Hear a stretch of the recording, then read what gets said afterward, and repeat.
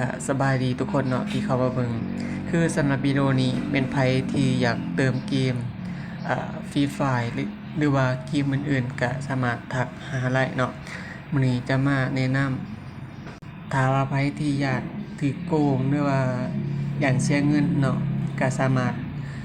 เติมน้ำคอยได้เนาะประมาณนี้ซึ่งทุกคนก็สามารถเข้ามาสั่งซื้ออยู่ในแอปบันเอกก็ได้เนาะหรือว่าทักหาส่วนตัวก็ได้นั่นเองเนาะคือถ้าว่าไผที่จะสั่งซื้อในบันเอกคือให้ทุกคนเข้ามาบัญชีวิศวรของตัวเองและหลังจากนั้นก็ให้คลิกใส่คำว่าซื้อขายออนไลน์และหลังจากนั้นก็รอท่าแป๊บนึงเนาะและหลังจากนั้นให้คลิกใส่ตัวไอคอนค้นหาอยู่เทิงสุดเนาะแล้วก็เขียนใส่คำว่าระบบออนไลน์และ IP เนาะคลิกใส่เลยถ้าไผที่บ่ทันได้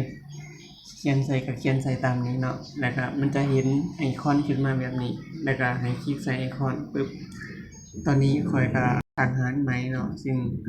ข้อยก็มีร้านส่วนตัวอีกเป็นร้านหนึ่งเนาะแต่ว่าตัวนี้ข้อยเปิดใหม่นั่นเองกำลังมี2คนติดตามตัวนี้ก็จะเป็นรายการเติมเกมเนาะ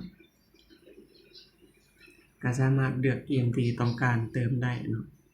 ก็ราคาถูกๆนั่นเองเนาะซึ่งสำหรับตัวนี้ก็เป็นฟรีไฟร์เนาะคนส่วนหลายเติม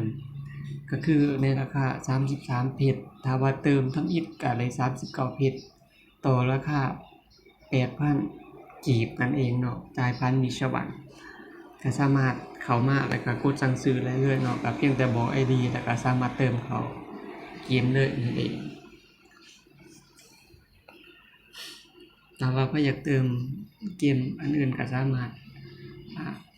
แชตมาส่วนตัวเนาะประมาณนี้โอเคครับขอบใจ